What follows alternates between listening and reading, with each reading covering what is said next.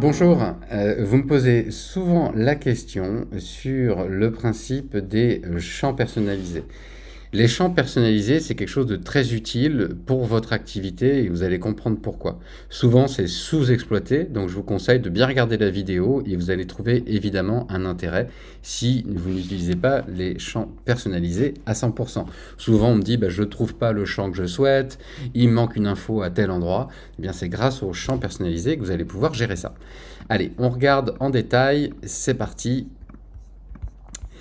Nous allons nous diriger directement dans vos paramètres et je vais cliquer sur paramètres pour aller voir tout de suite ce qui nous intéresse ici, les champs personnalisés. Comment est-ce que ça fonctionne? Il faut bien comprendre que vous avez deux colonnes ici. On va regarder la colonne de droite en premier. C'est la liste de tous vos champs personnalisés. C'est vraiment une liste exhaustive de tout ce que vous pouvez ajouter. C'est ce que vous avez dans votre base Togo.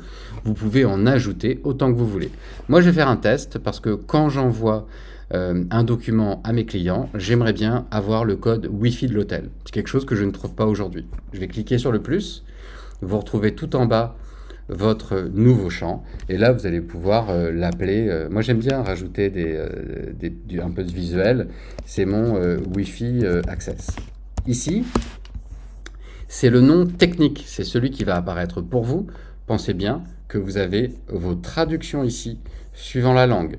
Donc ici, je vais l'appeler Wi-Fi Access, par exemple, ou juste Wi-Fi Access. Et puis en français, je vais l'appeler votre accès Wi-Fi. Hop. Votre Wi-Fi, on va mettre, tout simple. Votre Wi-Fi. Donc, j'ai rajouté mes traductions. Comme ça, si je fais un devis, si je fais un travel book, eh bien, il le mettra dans la langue de mes clients et il ira choisir directement la traduction. Ici, j'ai rajouté un champ personnalisé dans ma liste des possibles. Pour l'instant, il est affecté à aucun endroit dans Togo. C'est-à-dire que si vous allez chercher dans votre fournisseur et que vous voulez rajouter ce champ-là, vous n'allez pas le trouver. Il faut bien dire à Togo où est-ce que vous voulez rajouter ce champ-là. Et c'est l'intérêt de cette première colonne. Vous voyez ici que vous avez 18 possibilités, 18 endroits dans Togo dans lesquels vous allez pouvoir ajouter ce champ personnalisé. Dans mon cas, j'ai parlé d'un hôtel avec le Wi-Fi, le code Wi-Fi que je souhaite ajouter. Donc, un hôtel, c'est l'information qu'on va retrouver dans le fournisseur. Et je vais donc aller chercher mon fournisseur ici. Vous voyez, je l'ai ici. Quand je clique sur fournisseur, à droite, vous verrez les différents champs qui ont été activés dans cette liste. Donc, on va aller chercher mon champ que je viens de créer, qui s'appelle Wi-Fi Access. Je vais cliquer dessus. À partir du moment où j'ai cliqué dessus, je vais le retrouver automatiquement dans l'endroit que j'ai désiré, qui est fournisseur. On y va. On va aller voir la liste de mes fournisseurs.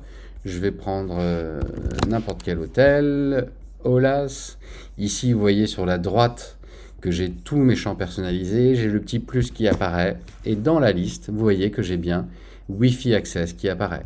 Il suffit de faire un plus pour l'ajouter à vos champs possibles.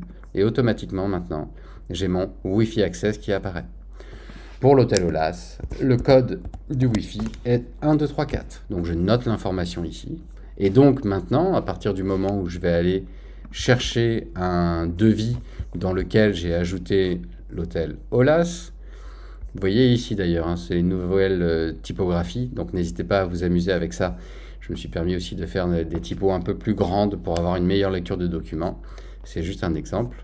Et donc ici, je retrouve ce qui m'intéresse, le champ que je voulais afficher, qui est le Wi-Fi Access 1, 2, 3, 4. Donc vous voyez, c'est quand même hyper important d'avoir ces champs qu'on a envie d'utiliser à certains endroits. Là, je l'ai utilisé dans un devis. Évidemment, il serait plus logique de le faire dans un travel book, parce que c'est là où les voyageurs ont besoin de l'information précise. C'est pas forcément au moment du devis, mais c'est juste pour vous montrer les possibilités que vous avez.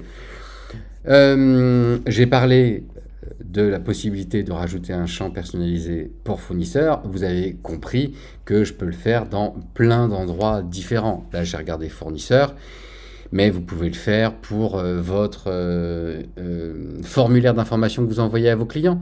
Vous avez une activité vélo, vous voulez mettre la taille des vélos, ben vous allez créer un champ personnalisé sur le formulaire. Vous voulez avoir une information spécifique que vous allez rajouter en logistique, vous allez pouvoir le faire directement.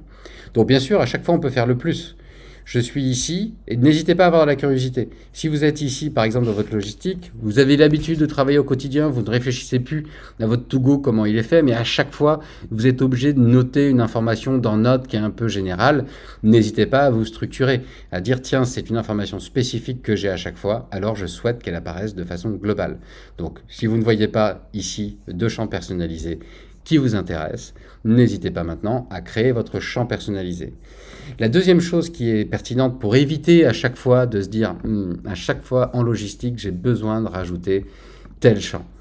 Eh bien, à chaque fois que vous faites quelque chose manuellement, que vous le répétez tout le temps, c'est qu'il vous manque une automatisation. Donc pour ça, gérez bien vos catégories. Je vais aller voir ma catégorie, par exemple, fournisseur. Je suis dans mes fournisseurs, je vais aller voir ma catégorie ici, fournisseur. J'ai pris l'exemple d'un hôtel. Dans l'hôtel, je veux absolument à chaque fois avoir mon code Wi-Fi. Alors n'hésitez pas à le faire directement depuis votre catégorie. Je vais aller chercher ici, ajouter mon code Wi-Fi.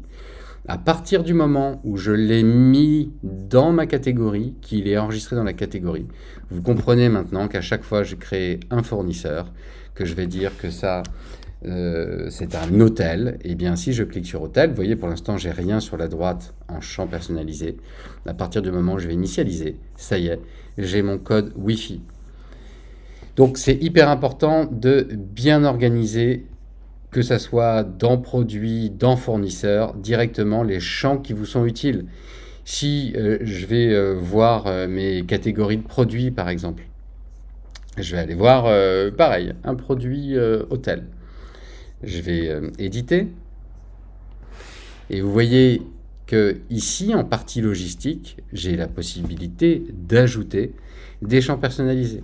Donc c'est la même chose, c'est-à-dire qu'à partir du moment où vous allez confirmer ce produit qui va devenir un service en logistique, alors vous aurez directement en logistique tous les champs nécessaires à faire une bonne logistique et ces éléments pourront être communiqués directement dans votre carnet de voyage. Donc n'hésitez pas à bien structurer vos champs personnalisés, c'est quelque chose qui va vous faire gagner du temps et surtout posez-vous la question si à chaque fois je dois faire un clic manuellement dans To-Go pour à chaque fois rajouter un champ personnalisé, c'est qu'il me manque une étape et que je peux l'optimiser et l'automatiser. Voilà pour ce petit point sur les champs personnalisés que vous retrouvez directement dans vos paramètres, juste ici. Une bonne journée.